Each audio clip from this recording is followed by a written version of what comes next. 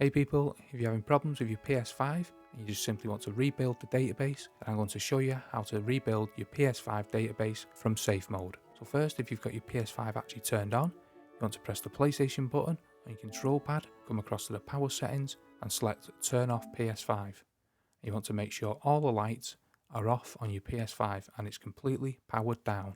Now what you want to do is you want to press and hold the power button and you'll hear the first beep, and then you want to hear a second beep on your PS5, and then you can let go of the button and then you should get this message that to connect the controller using the USB cable and then press the PS button. So obviously you want to follow the instructions by connecting your PS5 controller to your PS5 using a USB cable, and once you've done that, safe mode will automatically load. So then to rebuild your database, you want to come down to number 5, and this is clear cache and rebuild database. Now this shouldn't delete all the information on your PS5, however you may need to log back into things, and it is always recommended before you do this is that you back everything up on your PS5. So if you're having problems on your PS5, I hope that helps to solve it.